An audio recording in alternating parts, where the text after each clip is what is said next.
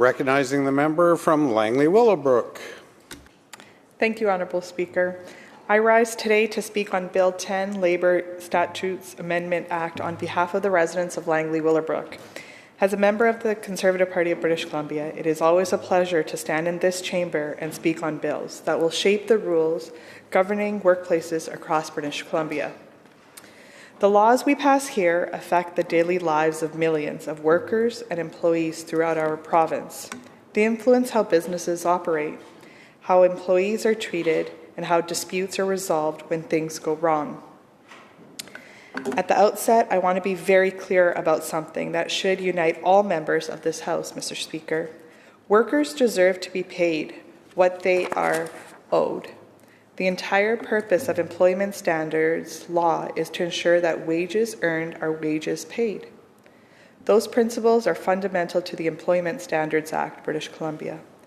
They are principles that every member of this chamber should support. When someone works hard, shows up for their shift, and gives their time and energy, and fulfills their responsibilities, they should have confidence that they will receive the wages they have earned. That is not a dispute statement. It is a basic requirement in any fair and functioning economy. At the same time, Mr. Speaker, we must recognize that healthy workplaces require balance. Workers need strong protections, and they deserve clear mechanism to recover wages or resolve disputes. When problems arise, but employers also need rules that are fair, predictable, and workable. Across British Columbia, and especially in the communities I represent in Langley-Willowbrook, small and medium-sized businesses are the backbone of the local economy. These businesses are often family-owned. They are the restaurants, construction companies, retail shops, and restaurants, and service providers that create jobs and help communities thrive. Most of these employers want to do the right thing. They want to treat their employees fairly. They want to follow the law, and they want to maintain positive relationships with the people who work for them, especially the foreign workers, as they become their families here. Our labor laws must recognize that reality. They must hold bad actors accountable, but they must also support the vast majority of responsible employers who are trying to follow the rules. The bill before us today proposes a number of changes to the Employment Standards Act, as well as the Temporary Foreign Workers Protection Act, BC. Some of these changes are administrative or technical in nature. Others introduce new processes or modify existing enforcement. As legislators, it is our responsibility to carefully examine these changes, understand their implications, and ensure they serve the best interests of workers, employers, and the broader economy. One of the changes included in this bill relates to the handling of wages owed to employees who cannot be located. Under the previous rules, the director was required to attempt to locate the employee for a period of 1 year before taking possession of those wages. Bill 10 removes that 1-year waiting period. Under the proposed changes, if reasonable efforts have been made to locate the employee and those efforts are unsuccessful, the wages may be transferred to the administrator sooner. The goal here appears to be administrative effectiveness. Unclaimed wages can be secured and managed rather than remaining in limbo for an extended period of time, Mr. Speaker. In principle, ensuring that money owed to workers is safeguarded makes sense. Workers should always be able to claim the wages they have earned hardly. However, Mr. Speaker, the more major and potential dispute aspects of this bill related to the appeals process and the introduction of new requirements for employers who wish to challenge demonstration made under the Employment Standards Act. Under the proposed changes, if an employer wishes to file an appeal of a determination that requires payment of wages or other fiscal amounts, they must deposit the amount owed with the director before the appeal can be processed.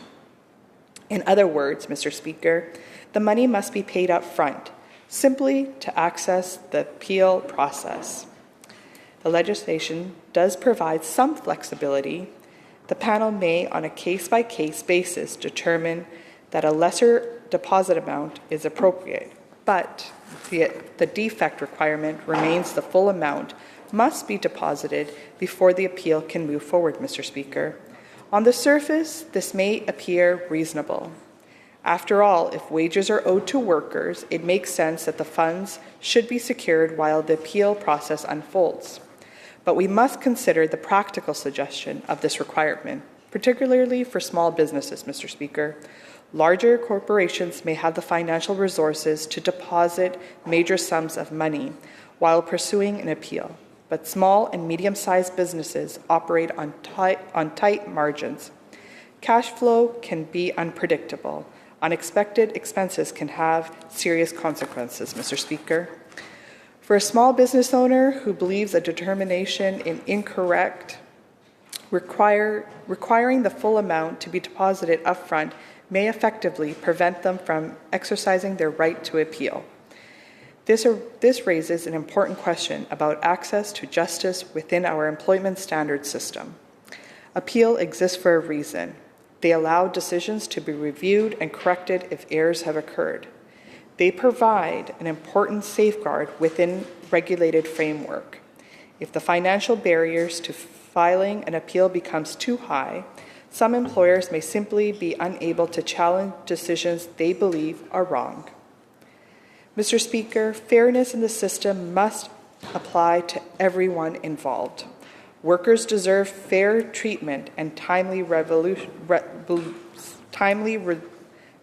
solution of their complaints, but employers must also have fair opportunity to present their case and seek review when necessary, Mr. Speaker.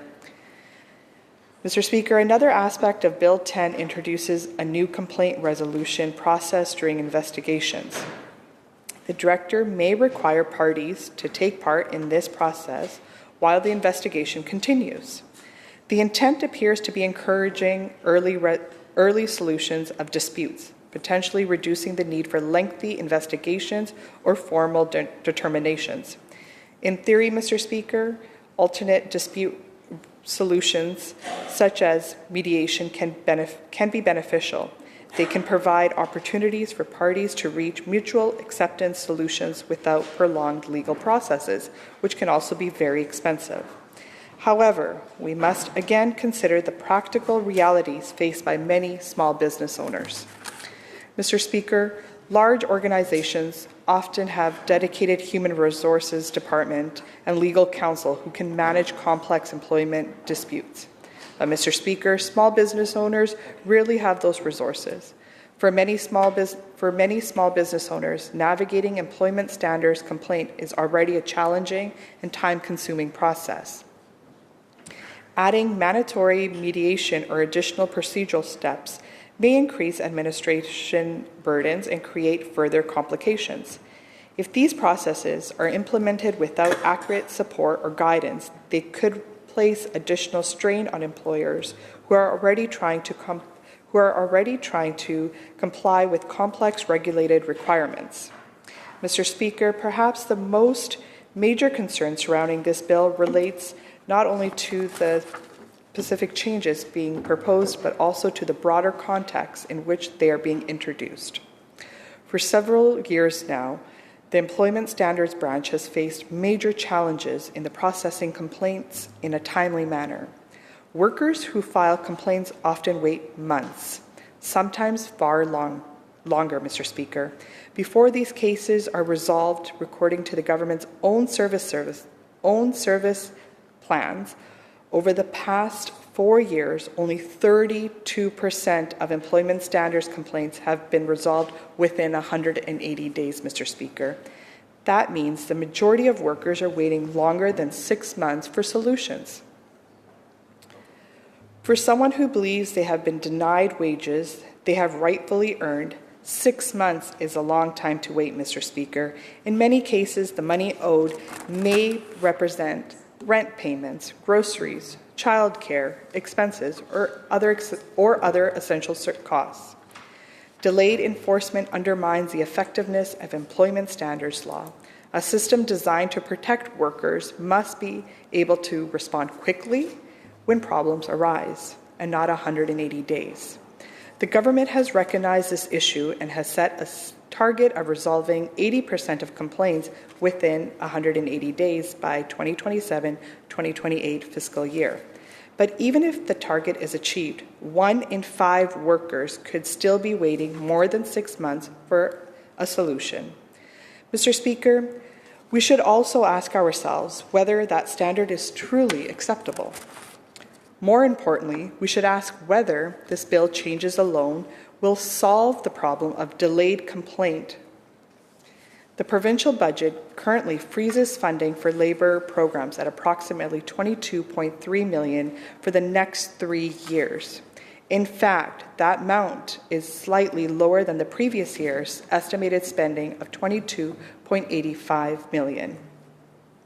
Mr. Speaker, at the same time, the government expects complaint solutions times to improve majorly. Those outcomes raise serious questions about whether the Employment Standards Branch has the resources necessary to meet these targets.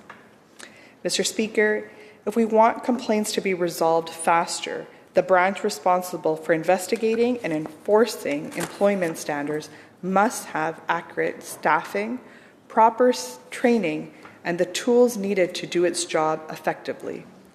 Without those resources, the bill changes alone may not produce the improvements workers and employers both want to see. Another issue that has been raised by stakeholders across the province related to consultation. Many employer organizations have indicated that they were not meaningfully consulted before these changes were introduced. Mr. Speaker, labour policy, perhaps more than any other area of law, benefits from broad consultation. Workers, employers, labour organizations, business associations, and legal experts all have valuable views to add to this. When policies are developed through inclusive consultation, they are more likely to reflect real-world conditions and practical considerations. Mr. Speaker, when stakeholders feel excluded from the process, it can undermine the confidence in resulting legislation. Mr. Speaker, it is important to remember that the labour laws are not an abstract policies. They govern relationships between people, between workers and employers who rely on each other every day. Effective labour regulations should strive to promote cooperation, fairness, and clarity. It should provide clear outcomes and a reliable process for resolving disputes, Mr. Speaker. In the riding of Langley-Willowbrook, I regularly speak with small business owners who are deeply committed to their employees. They sponsor local teams, they donate to community organizations, they provide opportunities for young people entering the workforce for the first time. These businesses are not faceless corporations. They are run by families and individuals who care about their communities. Mr. Speaker, when we design labour policies, we must ensure that it reflects the realities faced by these employers, while still protecting workers from unfair treatment. The goal should always be balance. Workers must have a confidence that if they are denied wages or treated unfairly, there's a system in place that will protect them and help them recover when they are owed.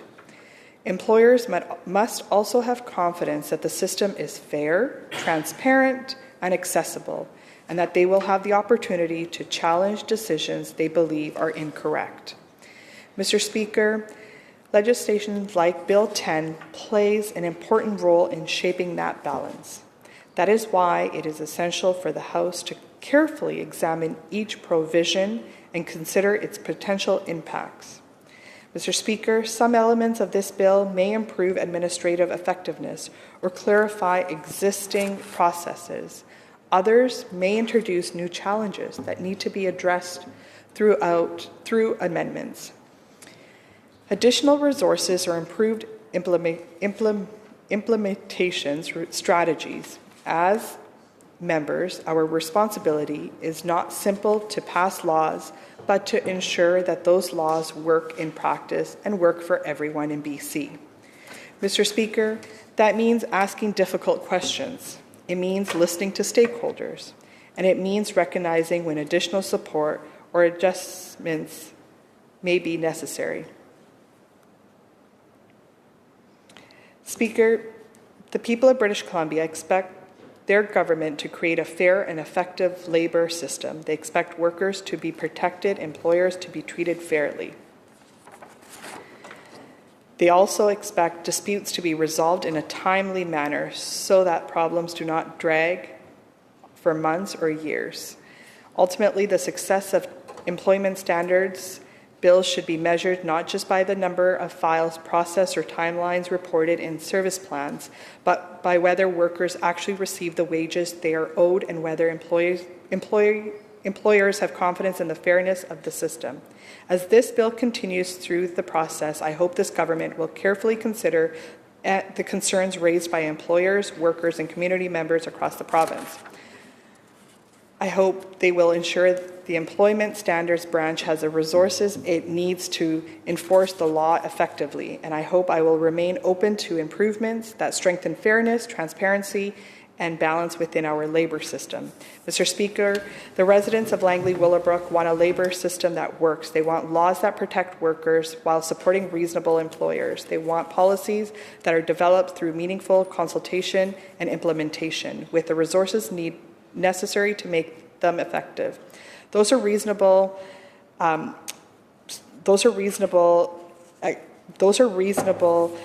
reaches that the community wants, and they are the requirements that every member of this House should strive to meet. Thank you, Mr. Speaker.